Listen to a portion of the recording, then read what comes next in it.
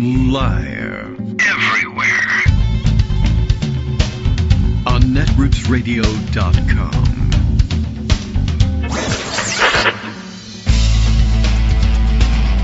David Waldman. Kagro. In the morning. Now, here's David Waldman. Hey, good morning, everybody. How you doing? It is Wednesday, March 26th, 2025. Time to do this whole thing all over again. I'm getting set up. Greg has supplied me with a fresh Raft of Stories. It includes some video clips, so getting ready to play those. Everything seems to be A-okay. He hears me. He hears the music. Justice hears us. We're ready to go. I think the volume level's still a little wacky here, but we'll try and boost things. But as long as we can hear one another and hear the music, it's a good sign. A bad sign, though, of course, would be the upper echelons of our national security apparatus accidentally sharing all of our military planning and execution secrets with, anybody who downloads the right app and maybe hangs around or has the same initials perhaps as a government official. You stand a chance of getting into one of those chats as well.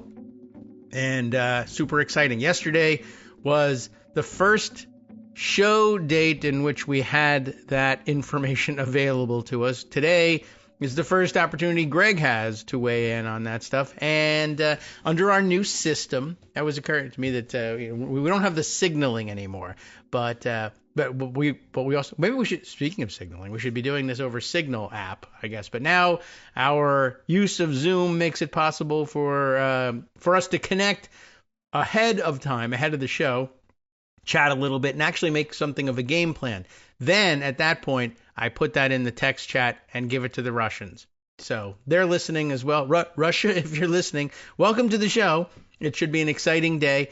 I don't know, we'll roll it out and see how things go. Greg is here. I got a suggestion, Greg, from Rosalind McGregor, who said that we could just make up a ringy-dingy noise for you and either do that, or I thought maybe some sort of royal fanfare. We could play something. I'll have to find a good sound effect for you.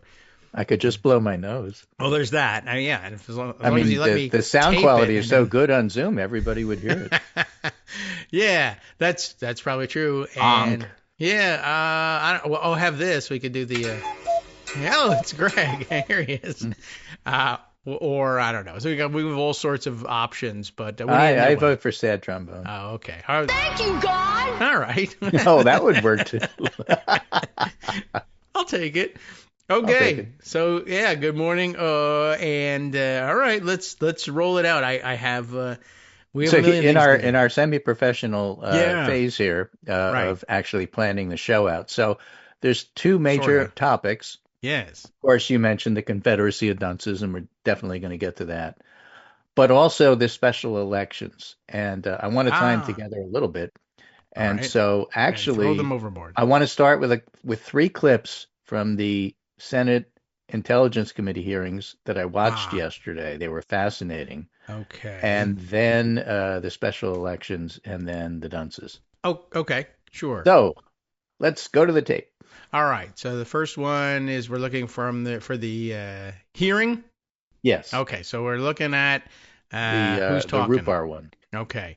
And this is Ratcliffe, John Ratcliffe, the CIA director. CIA yes. director? And Senator Bennett with one T asks him a very revealing question. All right. Let's see. Is all the volume up and everything? All right. Let's roll it here. One final point. I'm out of time. It. Well, are you going to give me a chance? Is it appropriate? Did you know that the president's Middle East advisor was in Moscow on this thread while you were, as director of the CIA, participating in this thread? Were you aware of that? Are you aware of that today? I'm not aware of that today. This sloppiness, this incompetence, this disrespect for our intelligence agencies and the personnel who work for them is entirely unacceptable. It's an embarrassment. Okay, so that's Bennett and Ratcliffe, who's head of the CIA. The next two were from a sin, and start with the chair, Mark Warner, who was absolutely furious. And there's a point I'm making here, but let's go to the next one. Sure. Let me boost the sound a little bit while it's rolling, too. Okay. Very briefly. I mean, I think He sounds a little it strains the audience and the watching public's credibility. If we're talking about timing, packages, that somehow this would be okay to put out, or just, frankly, senior American officials trashing Europe. I've been around this for a while. This is not information you generally put out. And the notion there's not even acknowledgement of, hey, gosh, we screwed up, is stunning to me. And the idea somehow, well, none of this was classified, but we can't talk about it here. That's true. You can't have it both ways. So Warner insisted to Tulsi Gabbard, if it's not classified, give me the transcripts. And if you don't give me the transcripts, then we have to assume that whether the official designation of classified applies or not, it doesn't matter. It's national security stuff. A reminder, when Trump took all that stuff to Mar-a-Lago, his defense was, I'm the president, I can declassify it. That's not the point. It's still national security information, whether it's classified or not, and you still can't do it. And that's the point Werner was making. You're trying to say this wasn't classified because Pete Hegseth is Department of Defense, and he's the one that classifies things. And if he says it's not classified, it's not classified. That doesn't matter. Not classified now. Talking about things like planes in the air, military actions, the sequence of events, where the targets are. It doesn't matter that Hegseth says, well, that's no longer classified. It's still stuff you can't do in public. Okay. Now, they didn't think they were in public, obviously, but the method but they're making that argument now. Yeah, the method of communication that they chose is essentially public. You've been all of them have been provided with the equipment they need and a traveling staff that follows them around wherever they go, so that they can instantly set something up that's acceptable and secure. And they just said, Well, again, the Radcliffe-Bennett interchange about the Middle East envoy, Steve Witkoff, was in Moscow. Yes. And he was on that's not even the Middle East. So there's three aspects of this. Yes. That have to be considered in terms of the screw-ups that they had. Number one is the app itself, Signal. Right. That's actually not a problem. It's a very secure app. That's not the point. No, it isn't. Number two is the device that you have it on. Signal may be secure, but your iPhone isn't. Okay. And all the strokes that you do on your iPhone can be picked up by foreign adversaries. Yes. And everything else on your phone. And so if you have a whole bunch of stuff on your phone, they can read everything. Yes. Okay, that's number two. Yeah. And number three is where it is. This guy's in Moscow. If you're in Moscow and you really want to be on this chat, you should just say I'm in Moscow, forget it. But if you really want to be, you go to the U.S. Embassy. Yes. There's a whole office and everything. You were just in it before you went to your other meeting. Right. You don't go to the Kremlin skiff and use their phone that they lent you in order to take this chat, which apparently is what Witkoff did, or the equivalent of. They didn't give him a phone, did they? Who knows? Oh my God! What if they did? What's he doing in Moscow? What's he doing at the Kremlin? Who knows? That's what he a good was question doing. too. And I understand he's envoy to the Middle East, and maybe also Russia and Ukraine, which are not. Well, it's not unreasonable to be discussing stuff with Moscow. That's not the point. Why are you on this chat, and what's that got to do with you anyway? Don't accept push notifications in the Kremlin. Right. Just third and last clip. Yes. This is also a sin, and this is Senator Ossoff. It's a sin, all right. Okay. Let's see. Director Radcliffe, this was a huge mistake, correct? No. I gotta stop for a second. No.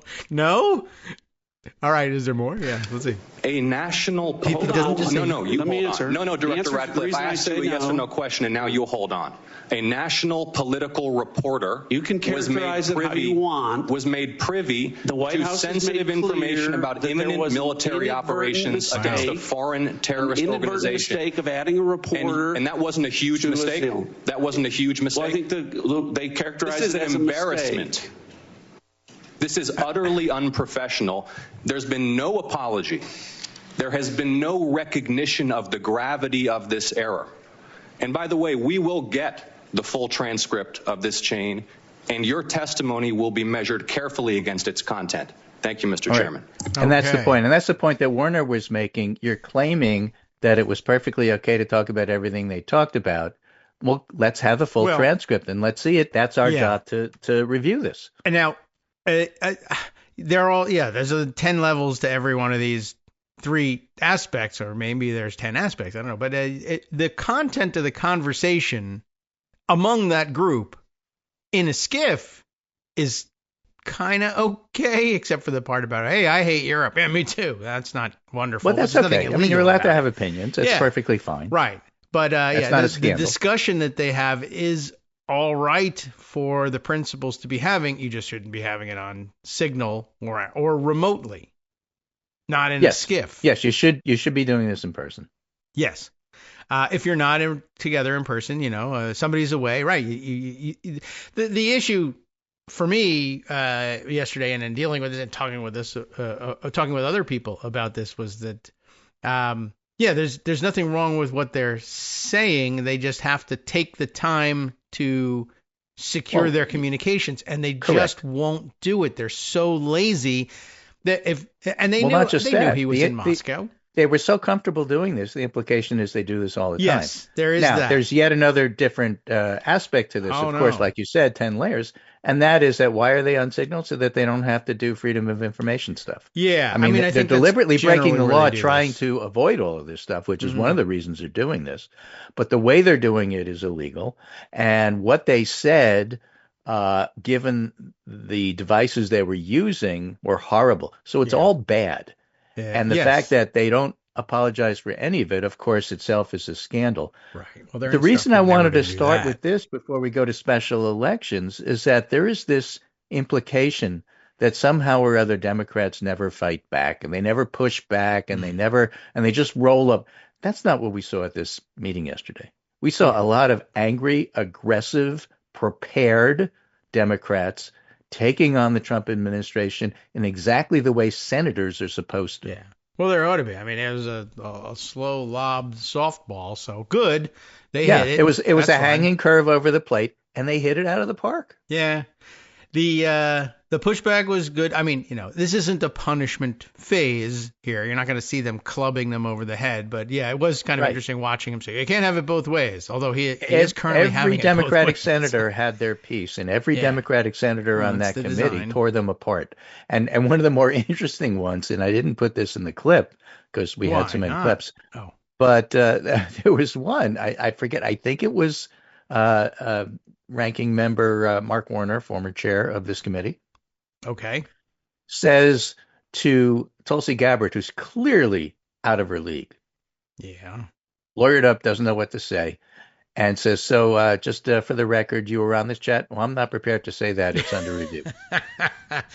And you're not prepared to say you were on this chat? Oh, I can't say that. And he turns to Ratcliffe and said, Director Ratcliffe, CIA director, you were on this chat? Yes. Okay. That's interesting because he just didn't know before. He was on it. What's your problem? Yeah, I don't know. It's interesting he was forthcoming enough to say that he was on the chat when they were like, well, this is bad, right? It's right here. I mean, it's bad. No. And then Gabbard's answer is, I can't talk about any of this stuff because it's under review. Well, who's under review? Who's reviewing it? The National Security Council. Who runs the National Security Council? I do. All right. Yes. Well, right. What's wrong with this picture? I mean, so they were very, very good. And there was a lot of fight in the Democrats over this, as it should be. However, another thing I want to point out here, this is something I said yesterday on Twitter.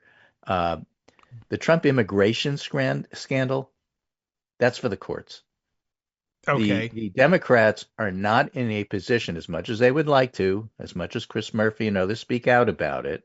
Yes. And this is going to be disappointing, but the American public doesn't care as much as they should. In fact, the American public, as a general rule, doesn't really like immigrants. They like them enough. They like them well enough when you pick your crops. But this is not the hill to die for on the one issue you picked, because for the most part, Americans have already told us with polls and with their votes that they're sort of semi-okay if it's done properly, as long as it doesn't involve my wife. And if it does, that's okay too. you got to be rough with these people and get them out because they don't belong here. Yeah, rough. But the courts who are into due process are the ones who are saying, wait a minute, you said they were Venezuelan nationals. They're not. Gang members.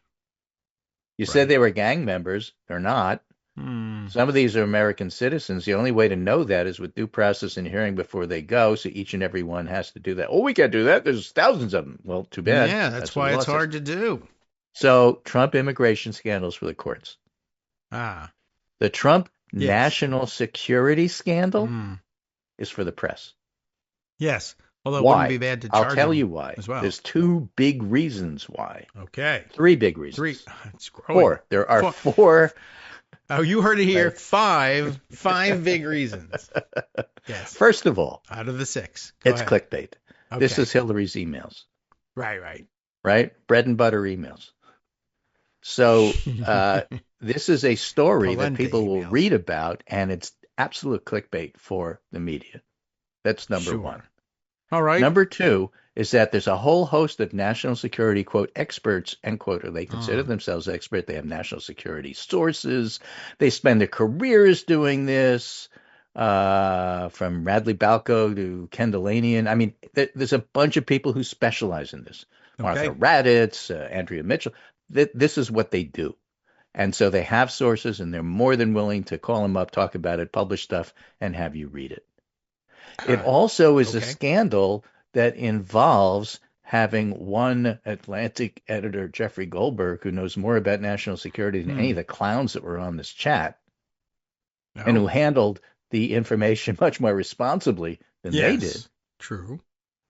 But he is a journalist. Therefore, this story involves one of their own. So for all of those reasons, the press is going to be all over this. Okay. Yes, especially if they decide they're, and I mean, they gave every indication that they were considering, well, maybe we snatch him up, maybe we prosecute him somehow, or somehow at least try to blame him for it. Everything they do, everything they say. Pete Hegseth denying that this even happened. Talking about, I mean, you name it, and that actually happened. Yes, and then I saw it. There were some great community notes in Hawaii on Twitter when this happened. Pete Hegseth on Fox with this clip saying this lying liar who makes up stuff has a fake story, fake news. And then the community notes underneath are like 7 different official everyone has seen Trump administration groups from the National Security Council on down agreeing that this actually happened.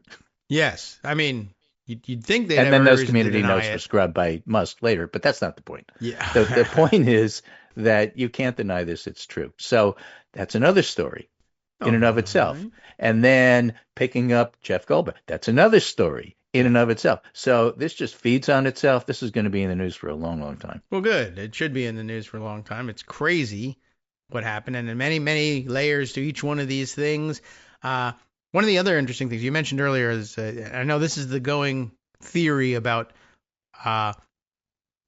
signal usage being widespread in the administration and among Team Trump in general, inside and outside the administration, for its ephemeral nature. You can set the texts to delete automatically. It's encrypted, and they hoped to use it in a way such that they could avoid archiving and creating government records that could be requested by reporters and others, and digging into their planning and their thinking.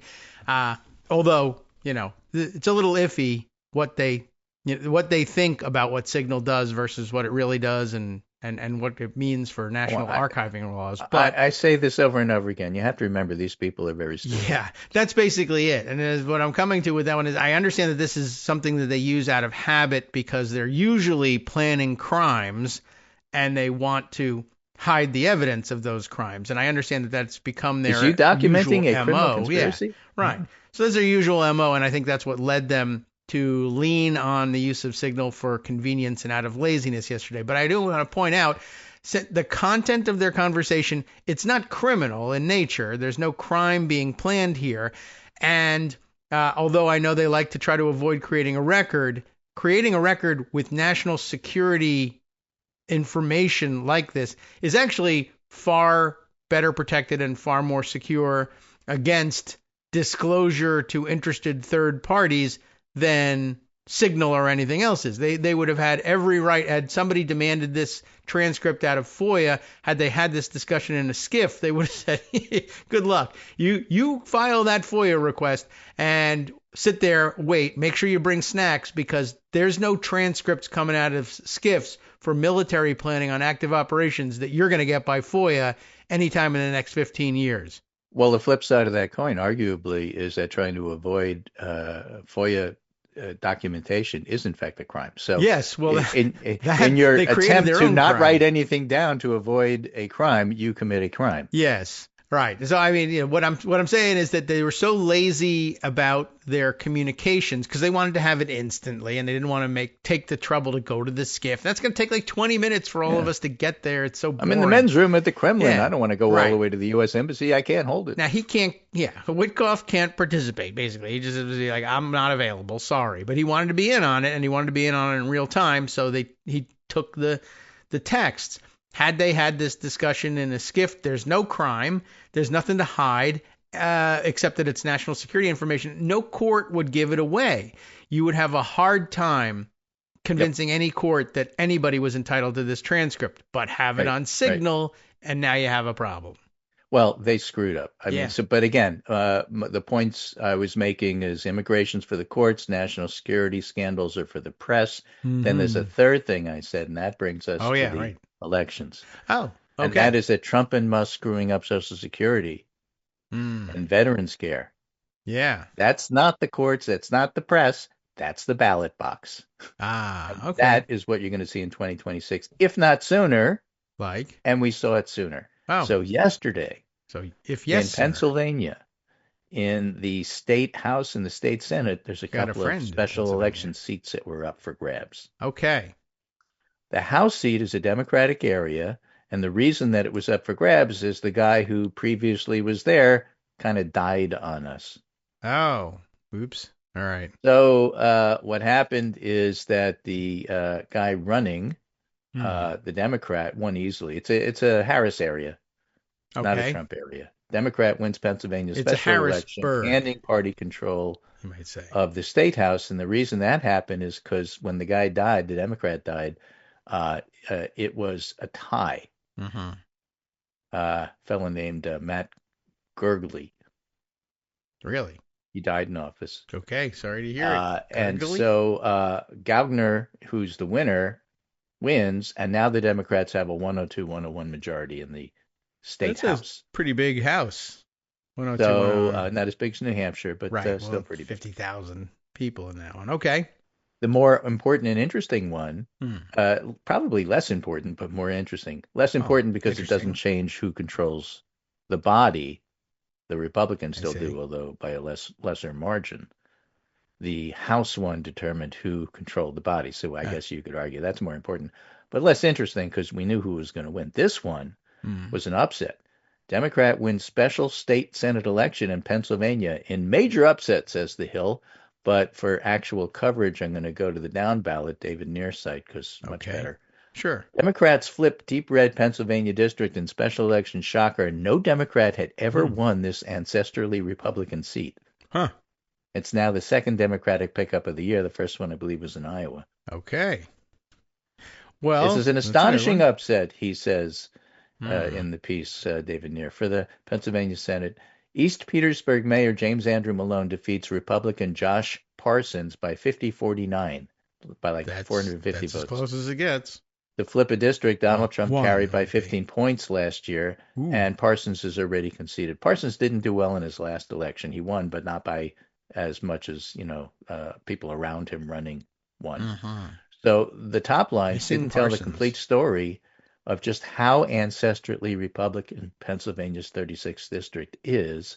Since taking its present form in Lancaster County 40 years ago, the district has always been held by the GOP. The county as a whole has only gone for a Democrat in LBJ's landslide. Okay. And local Democrats were undeterred, despite the district's history. One conservative activist, Scott Pressler, whose name is familiar. Yeah. One L. Pressler. We've talked about him in other contexts.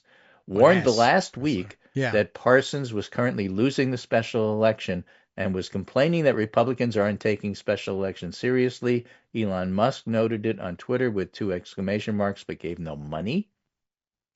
What? Malone raised as much money as Parsons, but here's the interesting part. He didn't shy away from popular positions on reproductive rights. It's a conservative area. He touted an endorsement from Planned Parenthood. It's a conservative area. Yeah.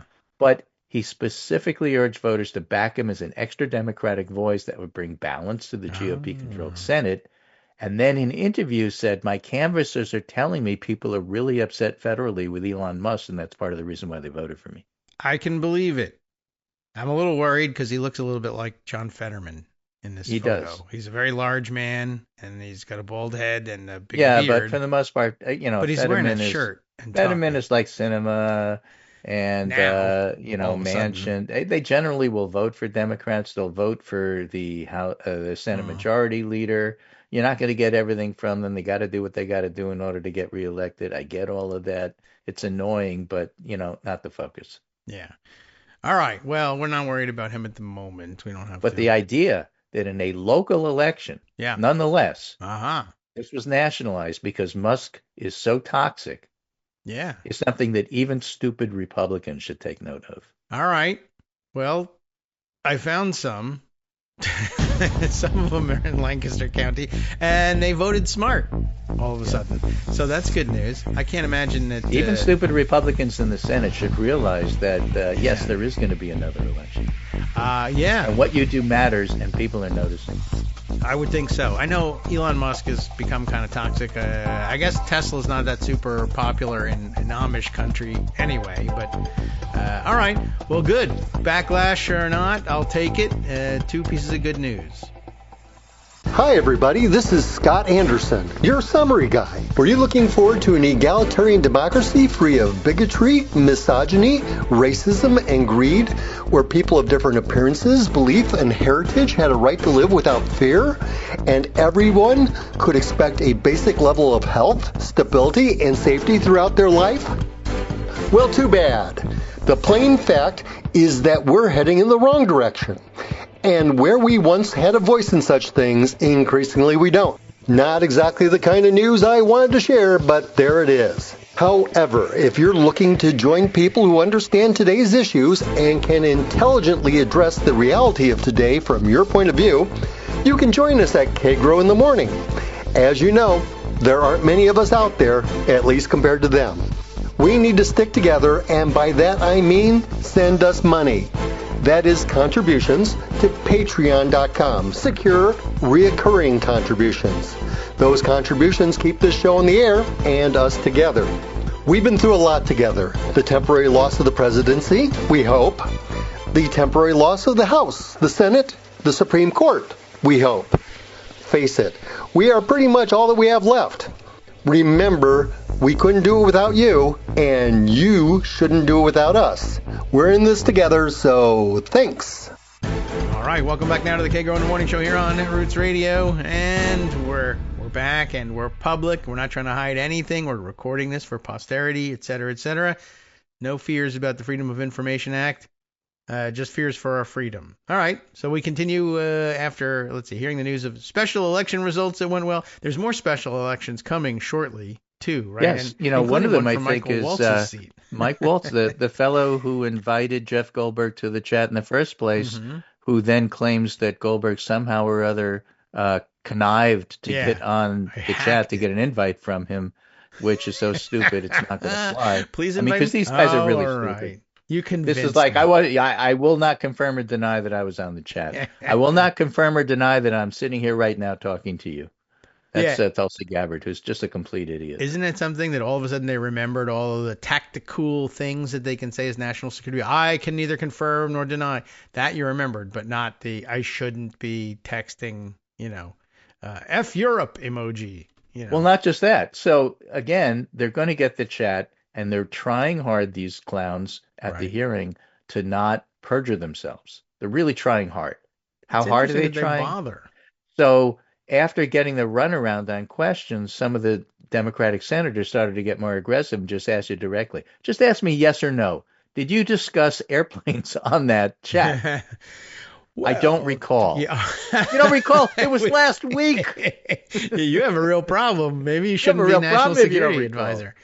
And neither Ratcliffe nor Gabbard could recall anything they talked about. Sure, because that's the magic bullet since the Reagan years. If you just say you don't recall, as stupid as you sound. And the Democratic senators said, listen, we're getting the transcripts, so that's not going to fly. I'll recall it for you. I'll refresh your memory and everything. I'll refresh your memory. Exactly. Exactly. Yeah. Did you remember tweeting a flex emoji? Well, that I'm not really sure. Yeah. You know who talked about that? Well, who?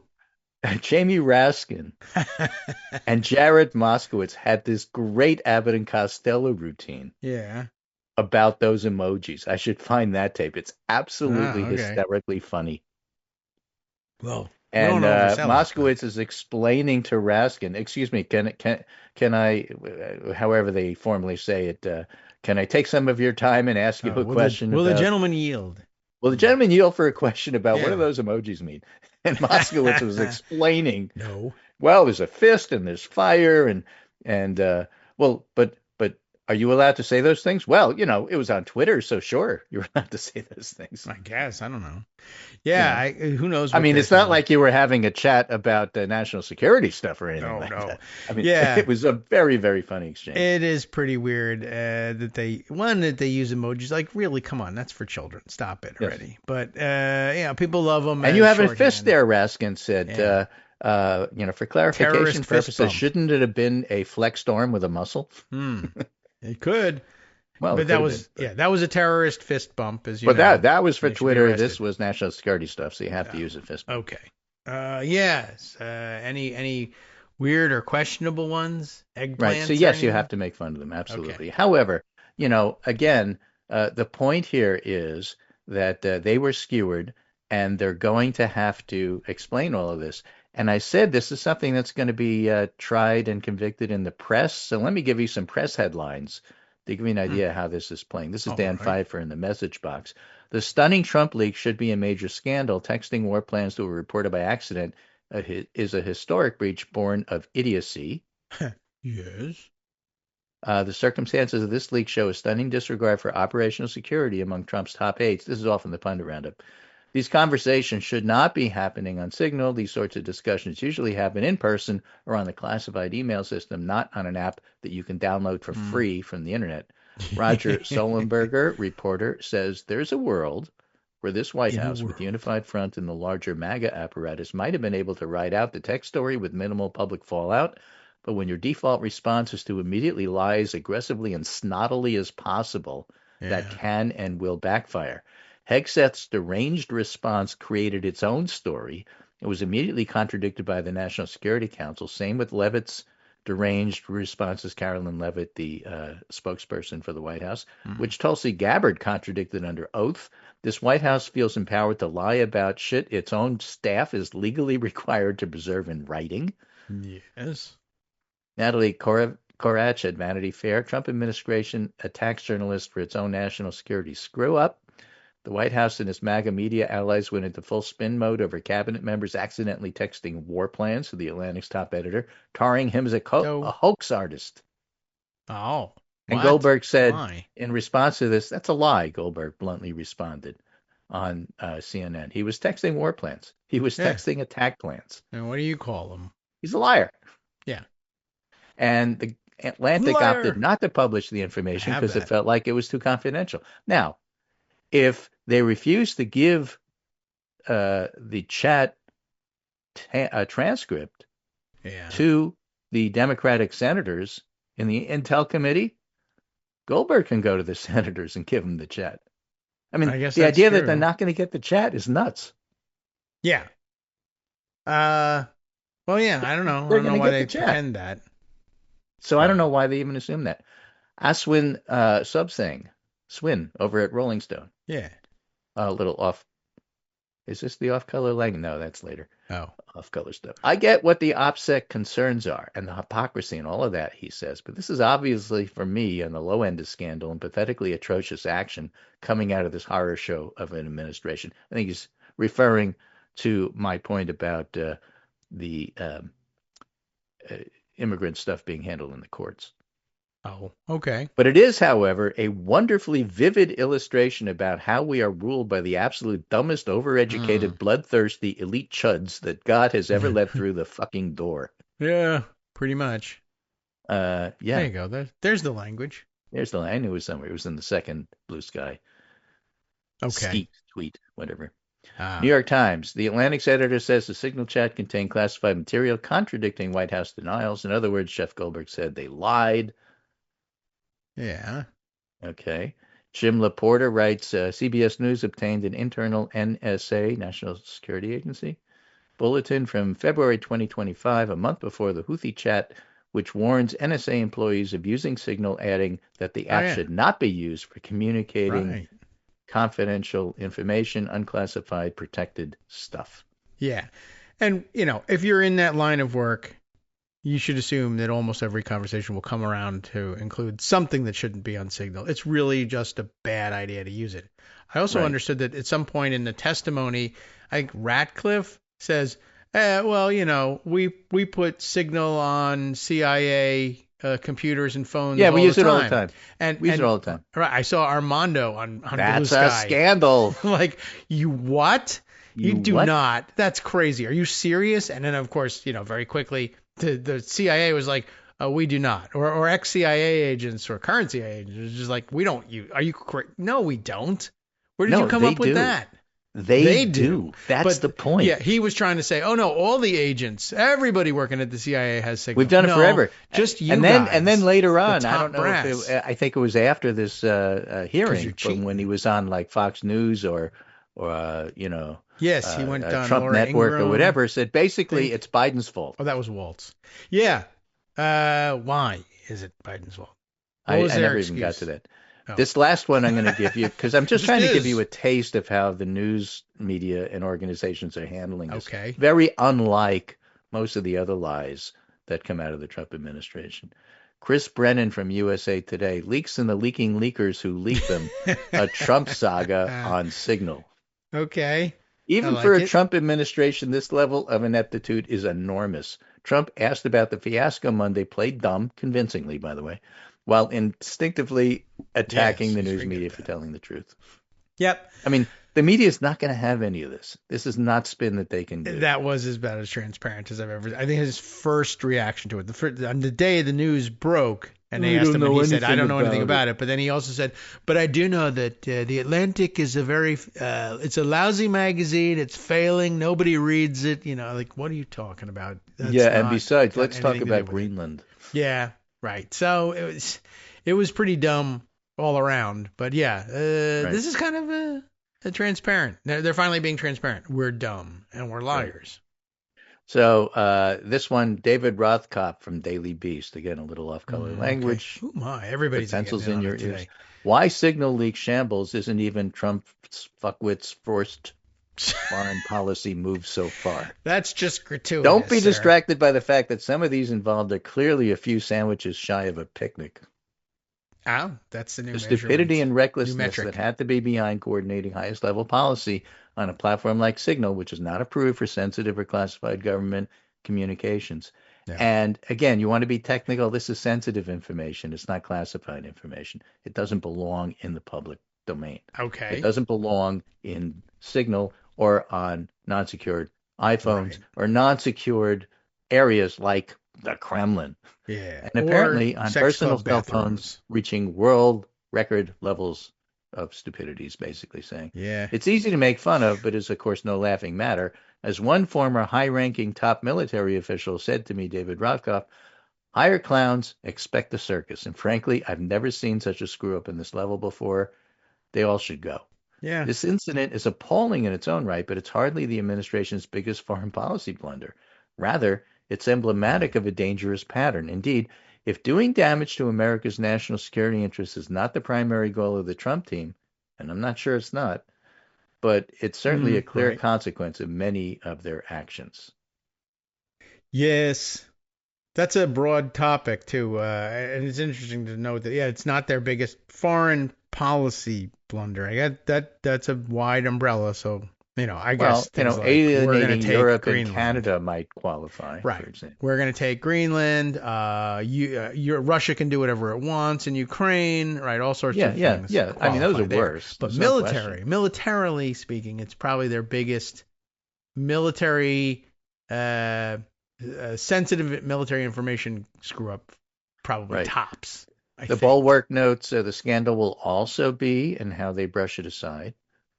And that's certainly what they're going to try to do. I just don't think they'll be able to get away with it.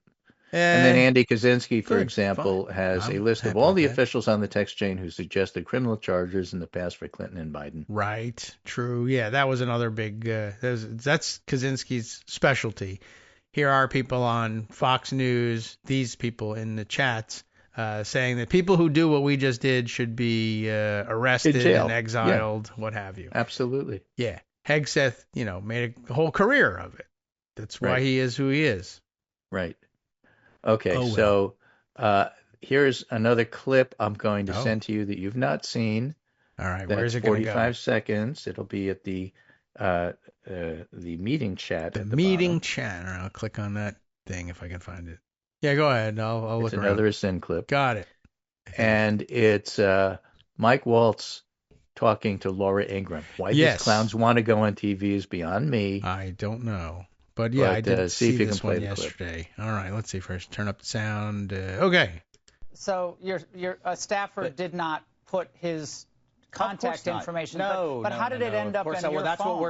That's what we're trying to figure out. Okay. That's a pretty big problem. That's what we've got the best technical minds, right? That's disturbing. And that's where, I'm sure everybody out there has had a contact where it was said one person and then a different phone number. But you've never talked to him before, so how's the number on your phone? I'm not an expert in any of this, but it's just curious. How's the number on your phone? You don't have an answer. Somebody else's contact, and then then somehow it gets sucked sent in. You that it gets contact. Sucked in. Was there someone else supposed to be on the chat that wasn't on the chat that you thought was on the chat? So the person that I thought was on there was never on there.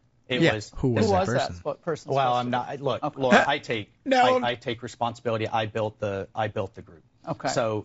Well, that's the first time I actually heard him say he took responsibility for it at all. So they cut that off yesterday in the clip that I saw. But okay, good to hear him. But then later on, he goes on and says that, but I have no idea how he got on there. And somehow or other, he insinuated himself into this chat. You put him there, jerk. Yeah, it was just a mistake. And how did you have his number? Are you talking to him all the time?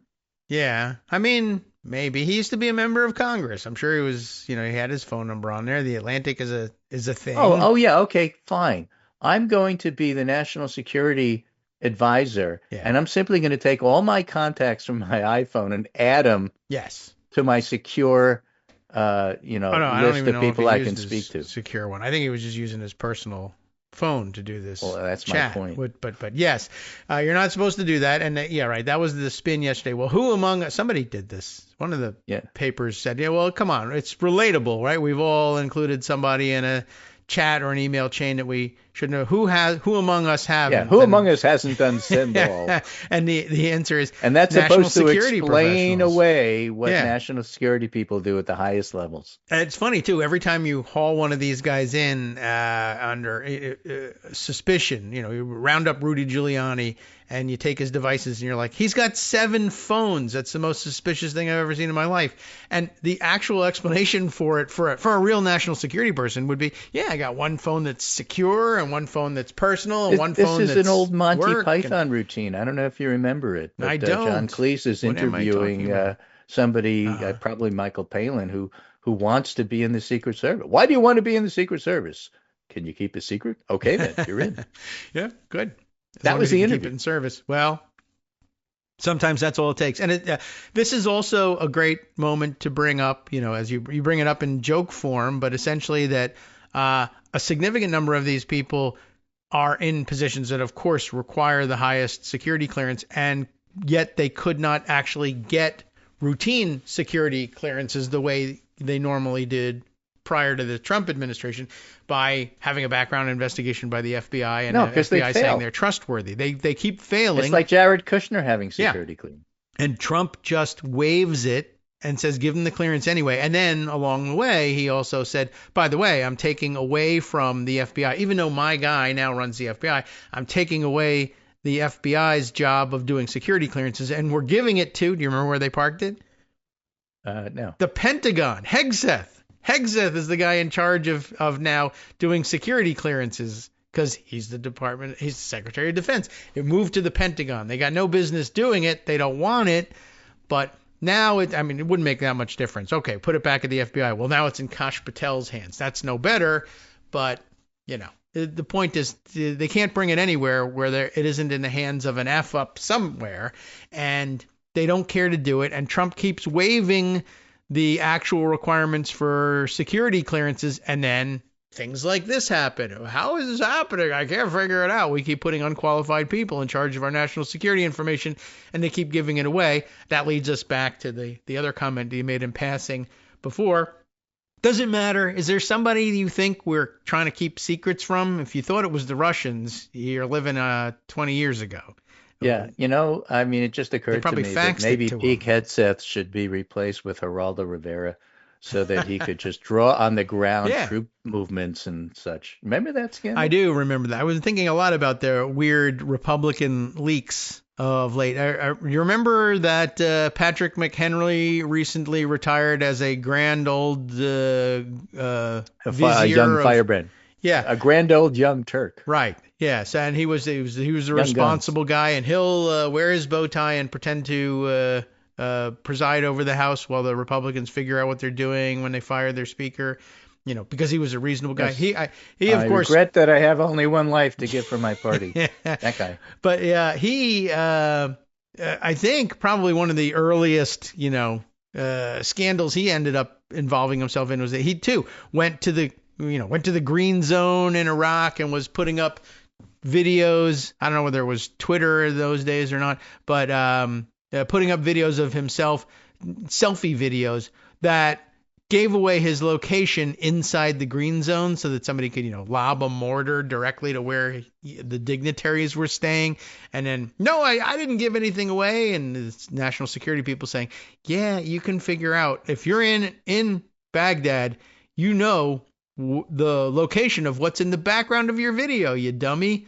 And he never apologized either. But then he retired as the sane, middle of the road kind of guy by the time it was time for him to go. Anyway, they've been doing this since forever. They love to scream about stuff. They love to use terms like OPSEC.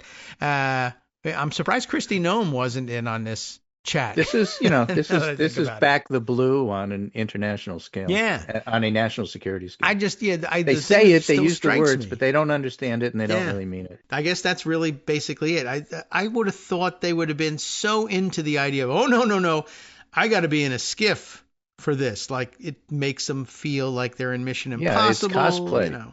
It's cosplay for them to do that, but they didn't care. Yeah, mostly they just wanted the inside information, and they wanted it now on their phone without having to go all the way to a different room in the building that they were in. It's stupid. Okay, well, now for something completely different. All right. Which is really the same thing. Oh. On that ridiculous, embarrassing, terrible, horrible, no good chat that they were having. Oh, okay. They were also discussing stuff of substance. At least we know that from the Jeffrey Goldberg transcripts, which he could print because they weren't troop movements. And this is like the I heard Trump, Putin pays Trump discussion. Yeah. A little bit of substance. Yeah. So part of that is J.D. Vance pushing back against the whole idea. Again, this is a discussion about going after the Houthis. And the substance of the discussion was we have to open up trade routes. We have to protect Saudi oil, and we have to make sure that somebody other than China and Iran can use these trade routes. And Europe will thank us for it, and in fact, they should pay us a lot of money. That's because we're saving their bacon. And J.D. Vance, who was on this chat, who wasn't at the hearing and who didn't reveal any war plans, nonetheless says, I don't think that Trump's right on this. I don't see why America is bailing out Europe again. Basically, what he's saying is, I hate Europe. I loathe them. Why do we have to help them any possible way at all? Yeah. Well, what the hell is supposed to do, you moron? You know who said that? Stephen Miller. Stephen Miller's on the call. And he says, this is what the boss wants to do. End of discussion. Oh, right. This opens up a whole other angle. Yes. Why are you doing this? So there's two parts of this. Yeah. One is that J.D. Vance is disloyal to Trump, which I'm okay with. He's got his own opinions about Europe, which he's allowed to have, but they're awful. Yeah. Why does he hate Europe so much? I'll suggest something to you, which is going to sound bad because it is bad. Yeah. He hates Europe because they're race traitors. Oh. He's all into white nationalism, Christian white nationalism, and Europe is not playing along. And so he's more angry with them than he is anybody else because they're traitors, they're apostates, and he can't stand them, and he loathes them, and he wants Europe to fail. And he went to Munich and told Europe that. You're afraid of your own voters. Which voters? AfD. Okay. And so that's all revealed in these texts. You know, I don't mean to be the mystic who's explaining the sacred text to you, but it's all there. And so Vance's attitude is there, and Axios has picked up on this, and Alex Thompson and Barack Ravid have a story about it. All right. And here's from his thread on Twitter, Alex Thompson. Vance's anti-Europe obsession, as seen in the Atlantic text, runs deep and has been a key push in the first weeks as VP in strained relations with Europe as he believes the U.S. gives too much support to the continent. It's been noticed. UK coverage, they have a picture of the Daily Star. I don't know if that's a Murdoch publication. It's hard to tell. I always assume all tabloids are Murdoch, but that's not necessarily the case. Yeah, but I don't know. It's a picture of Vance saying, is this the most dangerous man in the world? J.D. Dunce hates Britain, hates Europe, and hates Ukraine, and could be U.S. president at any moment, which is all true. Yes, that's true. Well, one cheeseburger away. These are quotes. Vance to Hegseth, I hate bailing Europe out again. Vance to Laura Ingraham this month. Europe is at risk, I think, of engaging in civilizational suicide, and that's why I characterized him as being a white nationalist who thinks they're traitors. Right. Vance in Munich. If you're running in fear of your own voters, there's nothing America can do for you, nor for that matter is there anything you can do for the American people. One senior German diplomat was shocked that Vance visited Dachau, Nazi concentration camp, and then followed it by giving the Munich speech and meeting with the leader of the far-right Alternative for Germany, AfD. No, you shouldn't be surprised at that, but okay. He didn't seem to learn the right lessons from Dachau. No. Vance sees Europe as lethargic and run by corrupt elites. He has framed Europe's power structure as part of the transatlantic elite. See, they're trans. No wonder I hate them. Transatlantic. That could be it. Elite that try to stop Trump's rise in the U.S. The transatlantic elite have created so many institutions to silence their own people and delegitimize the beliefs of the public, he wrote in response to criticism of his Munich speech. And this isn't new for Vance, but it's notable. He's made it a key priority as vice president. So every part of the Trump administration is bad, and when you learn a little bit more about the Trump administration, it's worse. Yeah. Yeah. Well, they're terrible people. Vance chief among them. It's also interesting that his whole career basically in the public eye. I mean, this was all because we were supposed to reach out to Midwesterners who were like unpolished somehow. Like he was mad that somebody thought he was weird because he didn't know the difference between still water and sparkling water, and now he's a racist. You made me a Nazi by making fun of me for having backward beliefs, and then of course he rises through the ranks, becomes a venture capitalist. By not knowing which fork to use at dinner, you made me into a Nazi. Yeah, right. So then he amasses a venture capitalist's fortune and remains a Nazi. The money's done nothing for him. Oh, and by the way, that whole story about Vance and what he said on the chat is just another way of keeping the idea that there was this chat alive. So the idea that this isn't going to penetrate to the public, no, it is. Yeah. National security stuff does. I should also mention. Oh, right. I watched the hearings. You did? What's wrong? Live. Wow. I watched them on Fox, who covered it, gavel to gavel. Oh, okay. I didn't watch the commentary after. For all I know, they just, this was all good. Broke the commercial. I don't know. But the viewers who watch Fox saw all of this. Yeah. Well, I imagine Again, that you're not going to convince everybody. There's never going to be unanimity. 30% are so totally MAGA, they're going to block out what they saw. They're going to have memory lapses and amnesia. But some people saw it, and it got through. Okay. Good. I'm glad that that's the case. Some people will be shaken by it. There are slivers to be had. People who are Republicans but don't understand this Elon Musk thing. People who are Republicans but are veterans. Right. Or who just watch a lot of military and crime procedural dramas and know that these things that they're doing aren't right, that there has to be this. I don't know what due process is, but I know you're supposed to have it because every time they arrest somebody, they tell them they're allowed to have a lawyer. I know Andy Griffith wouldn't put up with it. Wow, yeah, you really have to throw it back at that point. But yeah, between that and I know they're supposed to have. Neither would Raymond Burr. Is this a secure line? From North Carolina, Raymond Burr? Oh. Perry Mason? Yeah. Was he? All right. Well, no. No. That was a different Burr. That was Richard. Yeah, all right. Yeah, okay.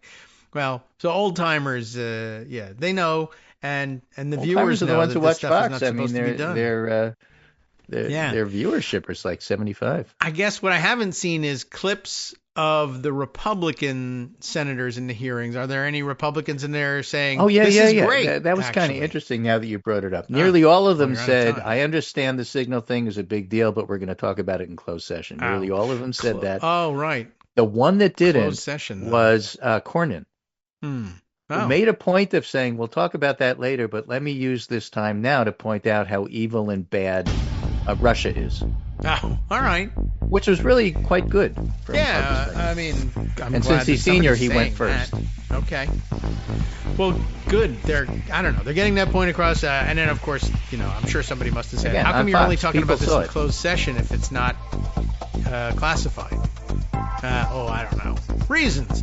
But again, tactical, right? They wanted to be in closed session. How come the national security guys didn't want to be in closed session? Don't know. All right. See you tomorrow. Yep. All right. Welcome back now to the Kagro in the Morning Show here on Netroots Radio. We got a lot to do and a lot to keep up on. We're going to do it horse race style and race through a couple of things. I mentioned to you that J.D. Vance is a jackass, or I think maybe Greg mentioned it, and I always have to be careful. My throwback mistake with these guys is to say J.D. Hayworth for some reason. I don't think he's been a problem for a while. He might be dead. Is J.D. Hayworth still alive? Anyone want to check on that one? I'll look. I'm just curious. Anyway, he's not anybody that we're worried about at this point. We are worried about J.D. Vance. Why do I think he's... all right, I'm going to go to Wikipedia and make sure whether he's dead or alive. All right, he's alive. I'm just wondering. I don't know. He always looked like a guy who would just, die early for some reason. I just thought his energy level would do it. But apparently he's alive, and he's, doing what? Probably got a podcast or a radio show somewhere. I think that's kind of, up his alley. Anyway, J.D. Vance is a jackass and a weirdo and a hypocritical wackadoodle because he is, he may be new money and everything, but for all his crying about elite this and that, he's made a fortune for himself and became quite an elitist all by himself. And there's a story to that point that doesn't have anything to do with national security, I think, until we find out maybe more about what's behind all of the wheeling and dealing that he's doing domestically. But in case you thought that he was a relatable case because he didn't know which fork to use at a restaurant and didn't know the difference between sparkling water and still water, and now you made me a Nazi. He's just folks, just like you and me. There's a minor story bubbling up over at, compared to, blowing open the national security apparatus, let's say, over at Forbes magazine. that reminds us, as I don't know, what would be the hook we used to go over there to connect it to more recent events. So I'm just a struggling family man. My poor children were exposed to the evils of protest because somebody saw me walking on the street with my kids and under Secret Service protection and said, "We disagree with you." How dare they? But I'm just struggling to make my way in the role with my kids and raise them right, just like you and you, all you regular folks. Just so you know, a headline over at Forbes magazine, a piece by Zach Everson, who writes under the headline, "Lobbyist and Government Contractor Bought J.D. Vance's Home for $170,000 over asking price." It's not $1 million over asking price, but an extra $170K that he wasn't even asking for. Free market failure here. And of course, anytime a government official does something like that, it's worth taking a look. He puts his house on the market. That's a normal-ish thing to do. He's now living in government housing. Wink. But okay, and he maintains multiple residences, of course, one in whatever, hellhole he actually says he lives in when he was a senator. And then, of course, one in the D.C. area, because you can't just, rent an apartment or hang out or have roommates and save money. Not if you're a elitist venture capital kind of a guy. Even if you're an elitist venture capital guy who screams about the elite and the rich running away with everything in order to make poor people back home vote for him. Anyway, the story, always a problem when a lobbyist and government contractor does it, and of course above market price. So what's the story? A government contractor and lobbyist who served in President Donald Trump's first administration bought Vice President J.D. Vance's Virginia home. Good, get him out of here. In an above market deal, a sale his spokesperson says was based on the market, but it's based on the market, and then I added $170,000 more. There's a way you can squint at it just right and say, well, maybe it wasn't so much above the market on a per square footage basis, and But I actually grabbed it not because I thought it was a huge scandal, but because there's a passage in here that describes the mechanics of the deal, which I want you to keep in mind when you're thinking about things like, well, remember, J.D. Vance's claim to fame is he's fighting for the working man, the regular folk back home in Ohio or wherever the hell, wherever you might happen to live, and identify with a guy who, he's mad about not being able to tell which fork to use. I would probably build a concentration camp to get back at people who have nothing whatsoever to do with this if I were so embarrassed myself. So here are the key facts. A company, they do a key fact style? Yeah, there's sort of I guess they've adopted a sort of an Axios layout here. Top line was, of course, that this deal was made. The key facts are that a company registered in Nevada. Alrighty, I'm like, wait a second here. What are we talking about a company registered in Nevada for? We got an Ohio senator, who, by the way, was senator for like 15 minutes and then became vice president because of anger about forks or something like that.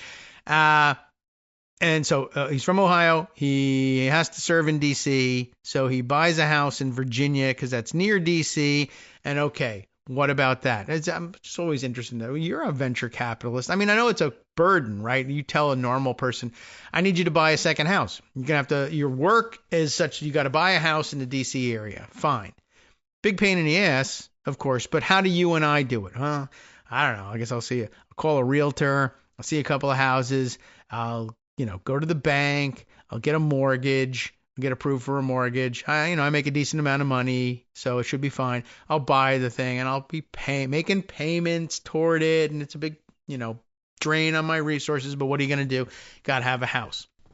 Not the way J.D. Vance lives his life. Mr. I Hate the Elite does it this way.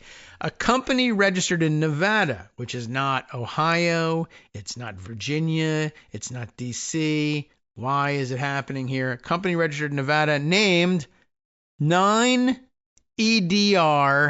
LLC. What does it mean? I don't know. I'm sure it means something to the guy who made it. It's usually like, EDR is my initials, my wife's initials, or it stands for, the company I'm using to buy houses from top officials so that I can, the bribe company, TBC, whatever. It's got meaning, but the thing is, it's not me buying a house. The guy who does it, the lobbyist we're talking about here, is Christopher Garcia. And he's buying it from now Vice President J.D. Vance. It's never, well, hi, my name is Christopher Garcia, and I'll buy the house from you. Nope, that's not the way it works for these guys. The company is 9EDR LLC, registered in Nevada, with Christopher Garcia listed as its managing member, purchased Vance's home in Alexandria, Virginia on March 14th for $1.9 million, about $170,000 over asking price. That's a tidy sum, according to government records and real estate listings. So, again, interesting. Christopher Garcia, I guess, is the lobbyist and government contractor. Does he live in Nevada? Did he used to live in Nevada? Is he originally from Nevada? Does it have anything to do with Nevada? I don't know. Why is the company registered there? I don't know. There's a whole story there as well, I'm sure. Next key fact, Garcia served as a political appointee in Trump's Commerce Department from 2017 to 2018, a whopping 1 year or possibly 2 year career in the federal government. The Washington Post reported at the time that he left after, you'll never guess, being denied a permanent security clearance. Is there a theme here? Have you ever heard of Christopher Garcia? No. He said nobody in most of this stuff, I'm sure, controls something enough to, throw an $2 million J.D. Vance's way. But, so he's a richer nobody than I am, that's for sure. But what's interesting is that, he's just this low-level guy. He was working in the Commerce Department, but they couldn't keep him because he couldn't clear security. Again, another one. There's dozens, hundreds, presumably, of Trump people swarming around who some reason can't clear security. Isn't that something? And Trump waives it for almost all of them, but not this guy, in case you were wondering what kind of guy this is. Even Trump wouldn't waive the security clearance requirement for this guy. So anyway, so the Washington Post reported at the time that he left after being denied a permanent security clearance. A report that a spokesperson for Garcia, he's such a nobody that he has a spokesperson, told Forbes was, quote, categorically false. All right, they're going to deny it, but whatever. Garcia is now the CEO of Health Supply US. Whatever the hell they are. And they, Health Supply US, have received $179 million in government contracts. By the way, none of which is waste, fraud, or abuse in the least, I'm sure. But they're exempt from that now. Primarily, though, from the Departments of Defense and Homeland Security. Why? For PPE, personal protective equipment. Do they still buy it like they did during COVID? That's pretty interesting. And I'd be curious to look it over. I don't know whether they still have current government contracts. You would think the government would still be buying PPE because, it was pretty dumb to be caught flat-footed last time, but I do notice the timing here. He was in the administration from 2017 to 2018. And then by the time the COVID pandemic rolled around, he found himself CEO of a health supply company that was selling PPE. How fortuitous for him. Garcia is also a consultant for the Livingston Group, a government relations firm where he helps, quote, clients in navigating complex domestic and international business and policy arenas. Although Senate records show he has not registered as a lobbyist since 2021. So either he's, I guess, doing so unregistered or is not actually doing a great deal of helping any clients navigate anything. How is he helping them navigate these things? Based on his 1 to 2 year stint at the Commerce Department where he couldn't clear security. And then once I sold, $179 million worth of PPE at the height of the pandemic to the government. Anyway, I guess he's experienced in something because he's managed to put this deal together. A spokesperson for Garcia told Forbes that the purchase was an arm's length transaction and the offer was based solely on market factors. It's interesting that you would put it that way. Market factors, not the market, but market factors. Adding that Garcia had no relationship with the seller and there was never any direct communication between the two. A spokesperson for Vance did not respond to a request for comment. Why did Garcia buy Vance's house? Garcia's spokesperson said the purchase had no connection to his government work or political ties and called any suggestion otherwise incorrect. Vance's home went on the market in February, shortly after he was sworn in as vice president and moved into the official residence at the U.S. Naval Observatory. Key background, they label this, while Vance lived there, this is what I really offer for. I mean, it's a minor thing, and it might not even be a scandal. They might, if they're right in their denial, it was an arm's length transaction. It's interesting the way they put it. Well, based on market factors. The market price for the house was, what did they pay? $1.9 million, and it was $170K over asking. So the market price of the house is $1.7 million. He paid 1.9. That's an above market transaction. The market factors, again, well, when you compare recent sales of similar homes nearby on a square footage basis, I paid no more per square foot than other people did when they bought other houses, better houses, for more money nearby. But I mean, if the asking price is $1.7 million and you say, I'll pay $1.7 million, that's a deal. I mean, it's also a deal if you say I'll pay 1.9, but and there may be something to it where he just really thought it was super important to have that house. Maybe it overlooks the home of somebody that he wants to assassinate from his bedroom window. I don't know what his motivation is, but anyway, that's not really why I came here. Oh yeah, what I want to tell you, I wanted to tell you how weird and elitist J.D. Vance is. So anyway, Christopher Garcia bought the place, but technically 9EDR LLC, a company registered in Nevada, bought the place, and that's relevant because, as it turns out, while Vance lived there, the home was owned by who? By Vance, right? No. What's wrong with you? Vance would never own a home like a normal American. The home was owned by a shell company called Delray Farmhouse LLC. Why? I don't know. Is it the Delray? Is there a Delray section of Alexandria or something? I don't know. It's not a farmhouse. I mean, could be farm style house, but I got no idea why it's. Yeah, all right. Delray, that's what came up. I typed in Delray Alex, and up comes Delray Alexandria.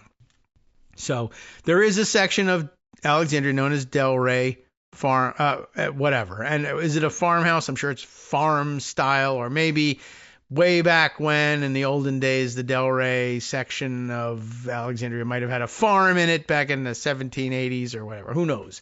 Anyway, so basically what it means is that this was a company that was formed for the purpose of buying this house for J.D. Vance and his regular American family to live in. Because that's what you do as an American, right? Joe Smith wants to buy a house. He's been working hard he's Joe the plumber. And he's been working hard as a plumber for 20 years, and now he has the money together to buy a house, and he goes to the bank, and the bank says, why should we sell a home to you when we could sell a home to an LLC bearing, none of your names on it? That's just what normal people do. So he starts a company called Delray Farmhouse LLC. Why? To buy a farmhouse in Delray section of Alexandria, Virginia. That's the purpose of the LLC. The company was formed in where? Virginia, where the house is? No. Ohio, where he's from? No. D.C., where he works? No. Nevada, where the other stupid LLC that bought the house is? No. Delaware. All right, because, there's okay. You're saving on taxes. He loves Joe Biden, of course, who's from Delaware. And so, of course, Delaware is just a place where you go where, sharp-elbowed businessmen know that the legal system there is favorable to corporate entities and corporate structures. So it's very easy to register there. We're going to go and do it. Why Ohio? Why would I pay taxes to my state? Why Virginia? Why would I pay taxes to support the infrastructure that serves my house? None of that crap, right? Delray Farmhouse, LLC, registered in Virginia in January of 2023. And it was registered to do business in Virginia, because I guess you have to, a few weeks later. So why a few weeks later? Because it was time to buy the house. So there you go. Just before buying the property, they registered to do business in Virginia. What business do they do in Virginia? Buying a house for J.D. Vance to live in.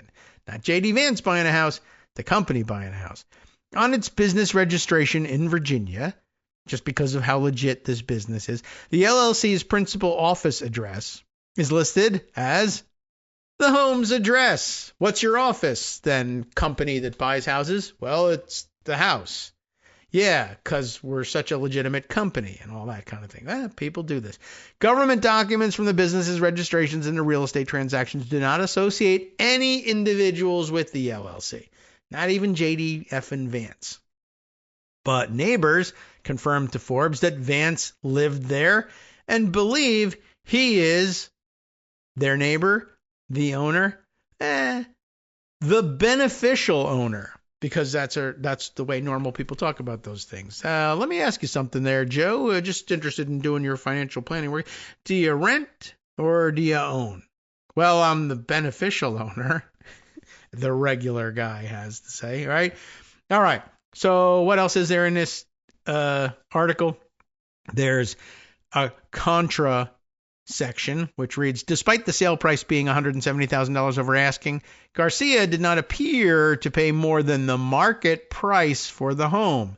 Except that's a weird definition, isn't it? How much do you want for the house? $1.7 million. What's the market price? $1.7 million. What could the market price have been? Arguably $1.9 million. Was it the market price? No, it was not. But here's their argument. The $1.9 million purchase price works out to $642 per square foot, below the $741 per square foot average of 10 comparable Alexandria homes sold in 2024, according to city data. So those houses have, well, I don't know, wine tasting rooms or something like that. That's one of my favorite features. In here, in-home theaters, maybe a hot tub, sauna, something. I don't know. Could be anything. But there you have it. Anyway, big number, it says next. $1.3 million. That's the amount that Health Supply U.S. has spent lobbying the federal government since 2021, according to disclosures filed with the Senate. And then the Forbes valuation. Vance was worth an estimated $10 million as of November 2024, according to Forbes calculations. There's more. Surprising fact, Alexandria is a liberal city. That's not surprising to me. With then Vice President Kamala Harris capturing 77% of the vote in 2024. When Forbes asked a neighbor in 2024 if Vance had friends in the area, they replied, no, God, no. And a tangent offered here. Earlier this month, Trump ordered the Minority Business Development Agency, the office that Garcia briefly led during his Commerce Department tenure, to be eliminated to the fullest extent allowed by law. And there you have it. I mean, it's a good roundup of facts surrounding the thing. I just thought it was interesting that, for all of his mewling that he's the regular guy and all of this, nothing real regular in my view. I mean, there's a lot of people who do this. And, probably even normal people who say, well, I mean, I can pay less in taxes if I just form a shell company and pretend the company owns the house and I control the company, although I don't list myself as controlling the company on any documents anywhere. So the company, the board of directors votes who should be allowed to use this asset, the house that we own. How about the person known as J.D. Vance? Sure. Okay. Go ahead and do it. Who pays the mortgage on the house? The company does. So the company, which does no other business, I guess, gets to claim all the mortgage interest deductions or whatever. I'm sure it's beneficial tax-wise. It's just interesting that they just refuse to live a normal life. I understand that they want to save on taxes and everything, but I'm just, again, as I was saying, explaining to my kids the way it used to be. Like, members of Congress probably do this all the time, but they find themselves getting in trouble and looked on as elitists, so they sometimes go out of their way and end up paying more taxes in order to be able to say, I'm just like you. But I have to buy 2 homes, and it's such a big imposition on me that I need a bigger salary as a member of Congress. When, as it turns out, most of them are just saying, well, I'm actually saving money on my taxes by having fake companies buy houses for me. Just thought it was interesting. Even though not nearly the biggest story of the day, but just wanted to use it to, tell you something else that you shouldn't like very much about J.D. Vance. All right. Let's see. Speaking once again, just to double back to the SignalGate thing, we really have to come up with a new name for that. I got a couple more pieces on that one. First of all, I noticed this story from the AP, which had at least a good headline, and the story here: America's allies alarmed by a leaked group chat about attack plans. Alarmed for a number of reasons, not the least of which is that some of the chat is F Europe, I hate it, and we shouldn't defend them, or we should be looking for ways to extort money from them or something. But then also, hey, why are you leaking important information? Does this mean that if we ever share intelligence with you, it'll be on a Signal chat somewhere? The answer is yes, and they know it. Jill Lawless, Emma Burrows, and Nicholas Riccardi teamed up for the AP to write this piece. As wake-up calls go, the alarms don't get much louder. Allies of the United States see the group chat between top U.S. officials about a planned attack in Yemen that accidentally included a journalist as a jaw-dropping security breach which casts doubt on intelligence sharing with Washington and the security of joint military operations. Scary and reckless was the verdict of one European diplomat, believe it or not, that's not even diplomatic language, about the discussion on the Signal messaging app about strikes on Houthi rebels.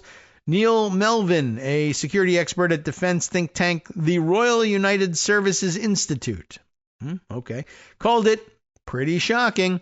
It's some of the most high-ranking U.S. officials seeming to display a complete disregard for the normal security protocols, he said, although it was probably said in a British accent. Beyond the security concerns raised by the leaked chat, U.S. officials addressed the country's transatlantic allies with disdain, as Vice President J.D. Vance complained about bailing out Europe, and Defense Secretary Pete Hegseth slammed pathetic European freeloading. It's not like the Europeans formed an LLC to join NATO in their stead, or anything like that. The criticism is another blow to a long-standing relationship already strained by Donald Trump's blunt America First approach and disregard for friendly nations. Melvin said that for America's allies, the alarm clock's been ringing for a long time. In public, however, European officials insisted all was well in the transatlantic relationship. We have a very close relationship with the U.S. on matters of security, defense, and intelligence, said British Prime Minister Keir Starmer's spokesman Dave Pares, P-A-R-E-S, I don't know how he pronounces it. Not Pears, maybe? Who knows?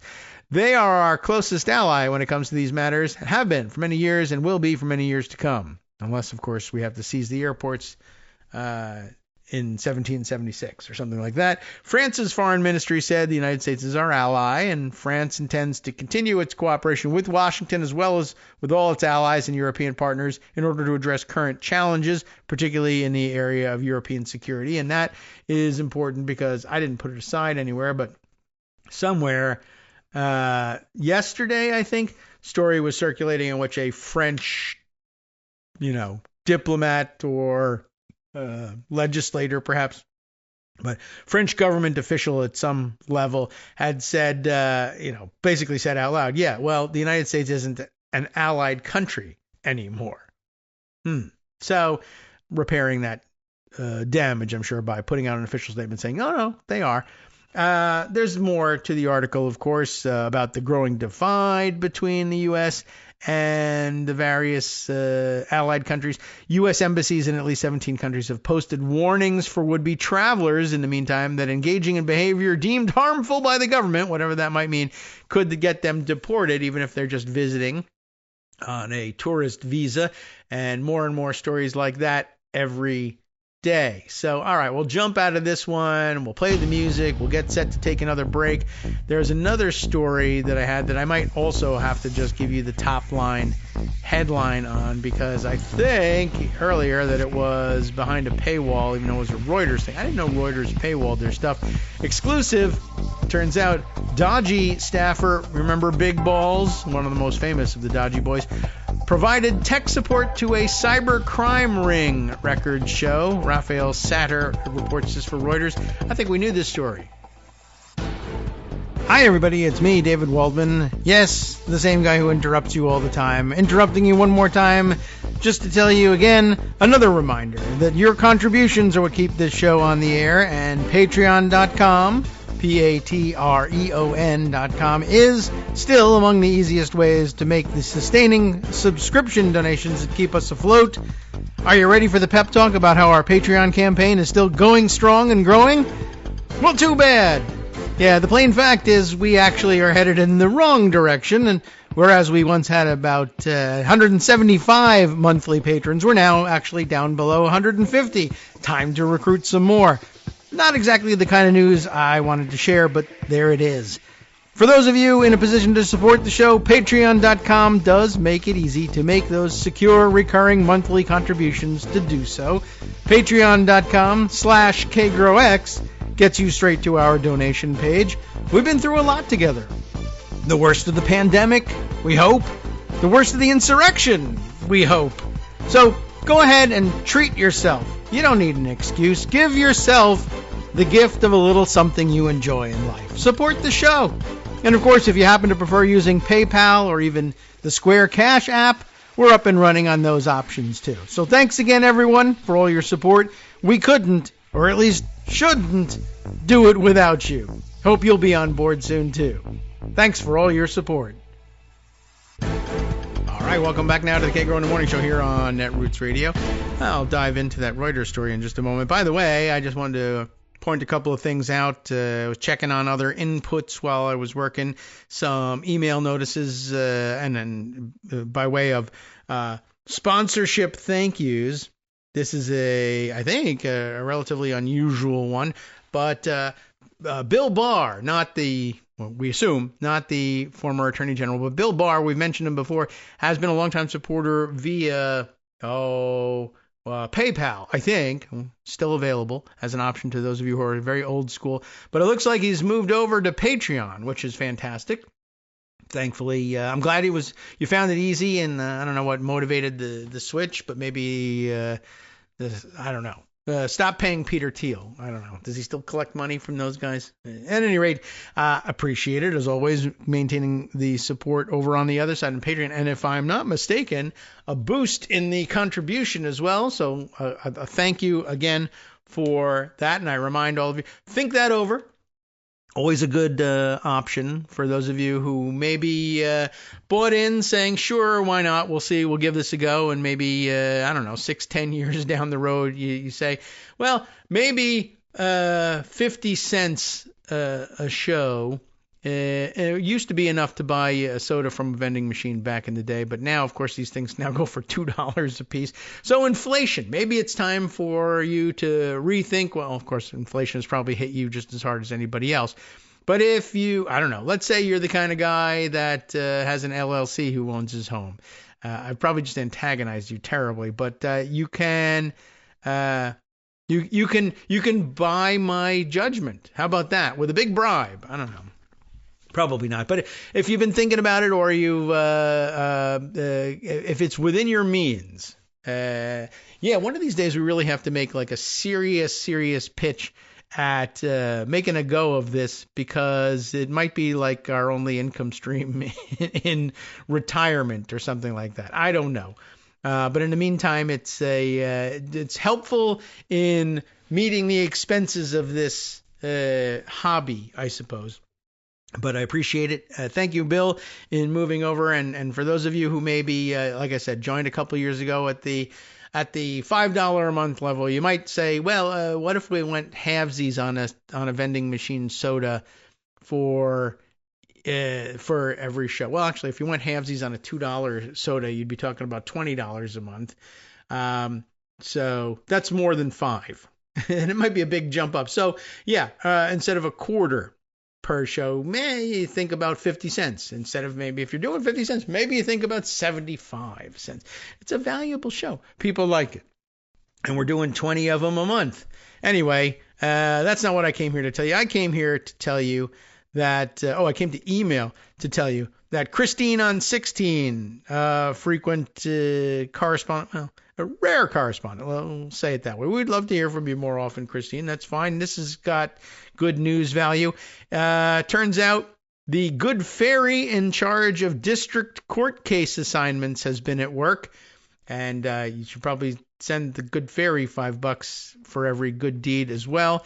I don't know who the fairy is in this case, but at any rate, just grabbed this from Kyle Cheney's social media presence somewhere, or one or the other of the various services. This just in, Judge James Boasberg. You remember that guy because we were just talking about him because he's in the news now. He's the one that we have seen overseeing the El Salvador, the kidnapping and illegal imprisonment in El Salvador cases, disguised as deportation cases, has got a new case at random, the way they assign things in the district court there in District of Columbia. The new case is styled American Oversight v. Hegseth et al. It is, of course, the lawsuit over SignalGate. So Judge Boasberg just happens to have drawn both of them. And I know that will make conservative activists roll their eyes. Who can believe that this is random? Come on, this is crazy. But remember, Judge Boasberg has conservative bona fides as well. Not only having been originally appointed to a judgeship by George W. Bush, but generally having found in favor of the Trump administration during his first administration on a number of questions that, you could end up coming away with the impression that Judge Boasberg favored Trump. He was, he gave him the benefit of the doubt in a number of cases, to which, presumably, if you still believe in the objectivity of federal judges, the Trump administration might have been, in fact, entitled in those cases. I think we would have hoped for a different outcome. But the point is, he's not one-sided in all this, despite what the Trump team is going to say about him and is going to say about this assignment as well. All right, so note to self that I have to get that tweet or Blue Sky post or whatever it is in order to share with you. I can't. It can't be shared out of email, I don't think. What was I telling you? Oh yeah, right. We saw the intriguing headline over at Reuters about good old Big Balls. I think the post on Blue Sky that I saw about it was that he's like among the most famous, I suppose, of the Dodgy Boys. And I had seen this mentioned when we were reading whatever the quick profiles that were available to him in the first couple days of Dodgy, that he had been involved with, hacker conglomerates of some kind that, shared all sorts of, nasty background information and hacking information on Discord chats, et cetera, et cetera. Reuters, I guess, fleshing this thing out as an exclusive, even though somehow we had already heard this story. But these details, I guess, are exclusive. Raphael Satter has them for us. The summary, might as well stick to that and then move on to other stories. 2 years before becoming a Dodgy staffer, it's Korstein. Remember, I can't recall his first name, but it'll come to us, I'm sure. Anyway, Korstein provided network support to a cybercrime group, which, I'm sure, he was just a kid because he was just a kid when he became a Dodgy staffer. 19 at that point, so 2 years before that, 17 years old. He's tech support for hackers who I thought would have been their own tech support, but apparently not. Anyway, eGodly, that's the name of the cybercrime group, which boasted online of hacking government emails and cyber-stalking FBI agents. Korstein didn't comment. Reuters could not determine his role at Dodgy because they're just, covering everything up. But the point is, everybody knows that guy is part of Dodgy, and that's really all you need to know, besides the fact that he's also now breaking into every government agency to which he's assigned and stealing all the personally identifying information that's available. And, 2 years ago, he was hacking government emails and cyber stalking FBI agents, and now he can do the same to you. Isn't that great? The best known member of Elon Musk's U.S. Dodgy service team of technologists once, and that's not, by the way, as it turns out, the director or the purported director of Dodgy or whatever title they were giving her. What was her name again? I can't even remember. That's how super famous she is. Anyway, the best known member of Dodgy once provided support to a cybercrime gang that bragged about trafficking in stolen data. And of course, now he's stealing the data on the up and up. Cyberstalking an FBI agent and all that, all according to digital records reviewed by Reuters. Edward, there's his name, Korstein, is among the most visible members of Dodgy effort that has been given sweeping access to official networks as it attempts to radically downsize the U.S. government by breaking it. Past reporting had focused on his youth, he's 19, and his chosen nickname, Big Balls, which became a pop culture punchline.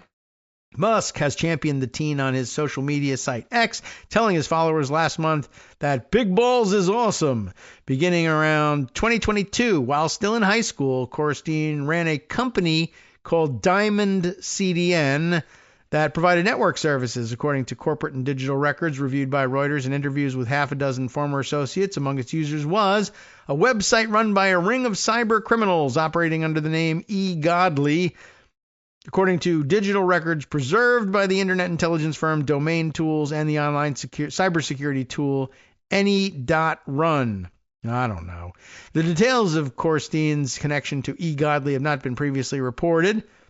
Really? On February 15th, 2023, eGodly thanked Korstein's company for its assistance in a post on the Telegram messaging app. We extend our gratitude to our valued partners, Diamond CDN, for generously providing us with their amazing DDoS protection and caching systems, which allow us to securely host and safeguard our website, the message said, which is funny given that they're hackers. The digital records reviewed by Reuters showed the eGodly website dataleak.fun was tied to Internet Protocol addresses registered to Diamond CDN and other Korstein-owned entities between October of 2022 and June of 2023, and that some of the users attempting to access the site around that time would hit a Diamond CDN security check. Korstein, of course, did not return any messages seeking comment. Musk's team, which has adopted the name, well, you know the name, and Dodgy is what we call it, did not respond to emails about Korstein. He's listed as a senior advisor at the State Department and the Cybersecurity and Infrastructure Security Agency, according to one official at each agency who told Reuters they had seen his name in their respective agencies' staff directories. On LinkedIn, he described himself as a volunteer intern plumber with the U.S. government. The State Department did not return any messages about him, neither did CISA. eGodly's Telegram channel has been inactive for the past year. They didn't hear back from them. Who are these guys? These are bad folks, it says. Diamond CDN's website, CDN typically stands for Content Delivery Network, was registered in mid-2022, according to records collected by Domain Tools. It pitched itself as offering excellent security tools that would help lower your infrastructure costs, according to copies of the site maintained by the Internet Archive. The site said the company had no business inspecting user content. Okay. Has no. All right. In 2023, eGodly boasted on its Telegram channel of hijacking phone numbers, breaking into unspecified law enforcement email accounts in Latin America and Eastern Europe, and cryptocurrency theft, which is why we should convert Social Security into cryptocurrency, I guess. Early that year, the group distributed the personal details of an FBI agent who they said was investigating them. Familiar. It's now a Trump tactic. Circulating his phone number, photographs of his house, and other private details on Telegram. E. Godley also posted an audio recording of an obscene prank phone call made to the agent's phone, and video shot from inside of a car of an unknown party driving by the agent's house in Wilmington, Delaware at night and screaming out the window, E. Godley says you're a bitch. Hey, that's some good tactics. Okay, at least they're adult about it. Reuters could not independently verify E. Godley's boasts about cyber criminal activity, including its claims to have hijacked phone numbers or infiltrated law enforcement emails, but it was able to authenticate the video by visiting the same Wilmington address. I don't know if that's smart. And comparing the building to the one in the footage. The FBI agent targeted by E. Godley, who's now retired, told Reuters that the group had drawn law enforcement attention because of its connection to swatting, the dangerous practice of making hoax emergency phone calls and sending armed officers swarming to targeted addresses. The agent didn't go into detail. Reuters is not identifying him out of concern for further harassment. These are bad folks, the former agent said. They're not a pleasant group. He declined to comment further about the harassment or whether E. Godley has been or still was the subject of an FBI investigation. No comment back from FBI on that. Reuters was not able to ascertain how long E. Godley used Diamond CDN or whether E. Godley paid Korstein's company. Archived copies of Diamond CDN's website said the firm envisioned having both paying and non-paying customers, whatever that might mean.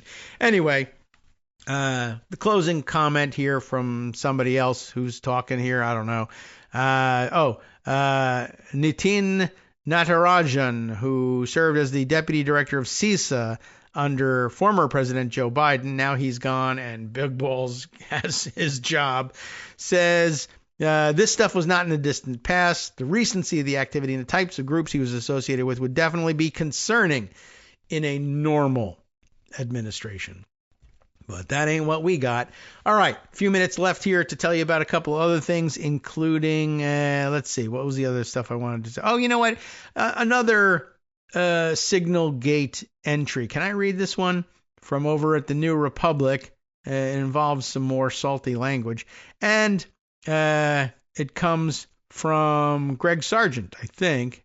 Is that right? Oh, no. Well, that's what I'm usually ending up clicking on when I'm talking about the New Republic. This one, no. Malcolm Ferguson had this one. And a intriguing headline. It begins this way. Where's my censoring horn? Well, they did put a dash in it because it's the headline. Effing idiot. Except they do F-King idiot. Get it? What's going on? Trump team considers fall guy for war plans group chat. Briefly, before his, media tour, I guess, it looked like they might be zeroing in on, and they may still end up zeroing in on Michael Waltz, as the fall guy for all this. And why not? He's the one who started the chat group. It is his fault. White House officials are ready to blame one man in the administration for that grave texting error, and I guess it's him. The Trump administration has identified its newest scapegoat. Politico is reporting that National Security Advisor Mike Waltz may be the first head on the chopping block after the disastrous Signal scandal, in which Waltz added the Atlantic's editor-in-chief to a war planning group chat with all of the highest-ranking defense cabinet members and the vice president. Half of them are saying he's never going to survive, or shouldn't survive anyway. An anonymous official close to the situation told Politico it was reckless not to check who was on the thread. It was reckless to be having that conversation on Signal. You can't have recklessness as the national security advisor. Everyone in the White House can agree on one thing. Mike Waltz is an effing idiot, said another. I'd like to talk to that guy. While the breach is unprecedented, most within the administration believe Waltz's political future depends on how badly Trump feels about the situation. I don't think there are any long-term political consequences for Trump or the administration outside of this potentially costing Waltz his job, said the same source who called Waltz an effing idiot. It is absolutely illegal for this type of senior-level political planning to occur on a commercial messaging platform like Signal. Waltz has yet to comment, but of course, then he went on a media blitz trying to blame it all on Jeffrey Goldberg instead. But I don't know how well that's going to take. But it was fun to read a headline where somebody connected to the White House said, everybody agrees on one thing, Mike Waltz is an effing idiot. So I enjoyed that part. All right, let's see. Other things that I have put away that were worth sharing with you. Oh, yeah, right. Here's the bit of Mike Waltz on Laura Ingraham that I had seen yesterday, but I think we got most of that information across with Greg's clip. What other blue sky posts have I put aside here? Gonna have to open some of them up to see what it was. Oh yeah, here's something I should play for you. This is I got this in Pocket. So if I go to the big computer, I guess file this alongside fighting back, or at least using some fighting rhetoric by Democrats in public. This is over on the House side, where the House was busying itself with, routine business, dumb business, but routine business nonetheless. Oh, sign in required. Right, fine. But am I not signed in over here on the big computer? That's quite annoying. I'll tell you what, maybe I can just quickly rig it up to play really loud on the laptop, and we pick it up off the microphone. This is House. This is Representative Melanie Stansbury. I don't think I know Melanie Stansbury, who's basically she's claimed debate time during the House business of the day, which is about something really, routine, a dumb thing that they decided to pick up and take time on. But she was kind of castigating them rightly, I think, for spending the time on this. She is a member from New Mexico, New Mexico's 1st district, elected first in 2020. So I don't know. This was good use of floor time and well worth publicizing, I think. Well, where can I find it again? Okay, so I've rewound it. I got the sound up. I think we're ready to go at this point. All right. So here's the deal. Can you hear this? Thank you, Mr. Speaker. I think insanity is a good word for what's happening here on the House floor today. Another good word is bizarre. When I go home and I tell my constituents what happens in these halls, they're amazed. And today is one of those days where I'm like, what the hell are these folks doing? Because while our economy is in crisis, while groceries and housing are at an all-time high, while our veterans and our firefighters and our teachers are being illegally fired, while Elon Musk is dismantling the U.S. Department of Education, and while the Secretary of Defense is trying to cover up the most incompetent national security leak I have ever heard of in my life, the Republicans in the House are trying to save the American people from the scourge of walk-in cooler and refrigeration efficiency standards. That's right. We are here wasting precious debate time on the U.S. House of Representatives floor, debating, dismantling efficiency standards for walk-in refrigerators. How out of touch are you with the American people? Like, literally, I know you're not holding town halls and meeting with your constituents anymore, but you think that the American people voted for you to waste our time on refrigeration standards? That's what you think you were elected to do? Literally, how out of touch are you? Because no American voted. No American, I don't care where you are on the ideological spectrum, you did not vote for this. This is ridiculous, it's preposterous, and it's just stupid. That'll do it. I think that was well put. And of course, that all government footage, and so should be no copyright issues with that. That's straight from the U.S. House floor. Well done, well put, Melanie Stansbury of New Mexico. That's the fight I think people are looking for. It doesn't change anything And of course, at the end of the day, they still ended up this whole debate by voting on whether or not they were going to go ahead and gut the efficiency standards for walk-in refrigerators, because the American walk-in refrigerator industry is huge and obviously in need of some help. But yeah, they could be spending their time in the House of Representatives investigating SignalGate, but instead, routine business was going on. And of course, that would be going on the floor, and in the hearing rooms, they could be doing investigations. But, I guess you could consider that something of a cheap shot in that respect, but good. Take it. Well done and well put. I don't know where she came up with the pronunciation of scourge, but all right. That one caught her by surprise. And we've made mistakes in pronunciation ourselves, as you know. All right, a couple other things I can try and squeeze in for the day. What's it going to be? How about this one? I don't know. This seems like an interesting sideline note, and it comes from Roll Call, and we haven't called their name in a little while. So let's see if we can get the pop-up out of the way and get to this story. Boeing. Oh, they're going to be advertising heavily to me. Okay. White House scraps public spending database. This is of some interest for a number of reasons. Budget Office, since 2022, the OMB, has been required to publish apportionments data. What is it? Why do they have to publish it? It's all in here. Paul M.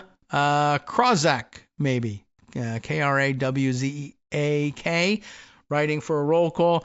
The White House Budget Office, so OMB, has taken down its website where approvals of federal funding provided in appropriations laws are statutorily required to be posted for public viewing, a move likely to face major blowback from members of Congress and government watchdogs, and maybe courts, since it is statutorily required. But what do they care, right?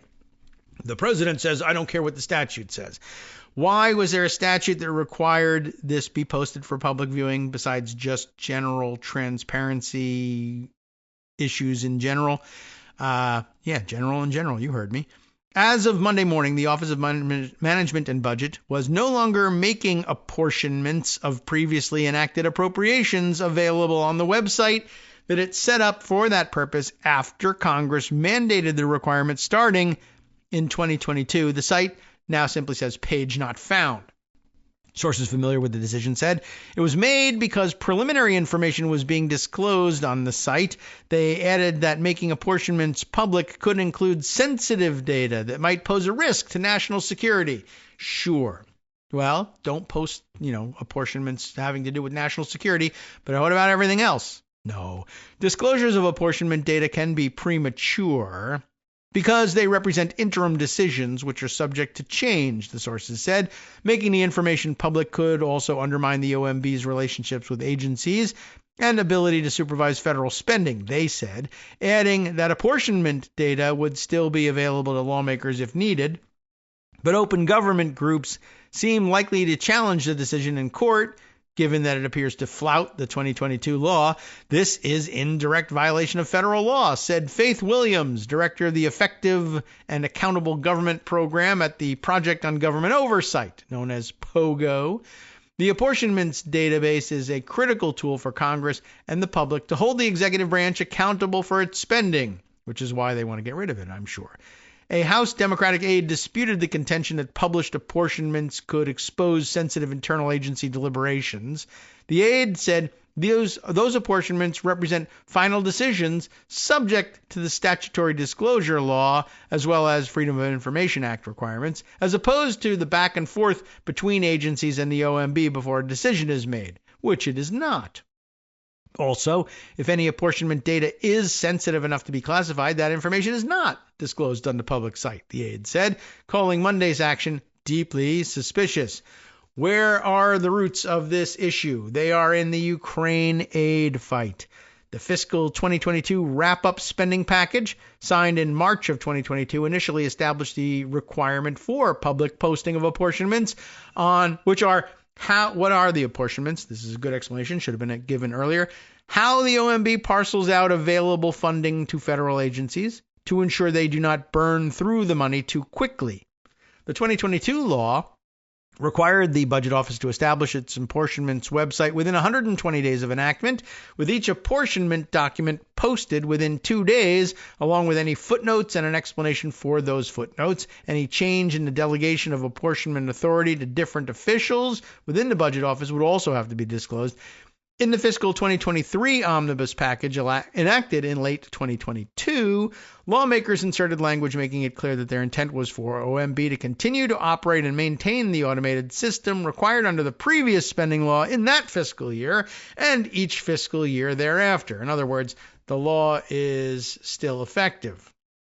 The law was, in part, a response to actions taken during the first Trump administration, whereby then OMB Director Russ Vought, you remember that name, very familiar to you, through the delegation of authority to political appointees at the agency, directed agencies to withhold the obligation of funds to Ukraine using apportionment footnotes. I know, this is very esoteric stuff, but Vought is once again in the White House Budget Office now after his party line Senate confirmation vote earlier this year.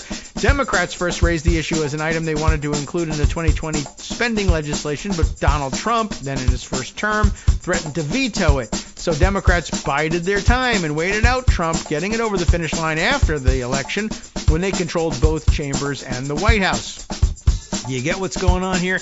We're not going to be able to finish all of the article here, although it's not that much longer. I recommend that you take a quick look at it. But what it is the mechanism by which Russell Vought was able to attempt to engineer the withholding of Ukraine aid in the first administration, which got Trump impeached the first time. They passed a law following that activity, and of course following Trump's term in office, that would prohibit the OMB from secretly using these kinds of footnotes along the way to block congressionally authorized spending by the president, right? So they didn't want this to happen. They passed a law preventing it from happening, and they now are ignoring the law and taking down the public disclosure website that would have outed them earlier or will out them again.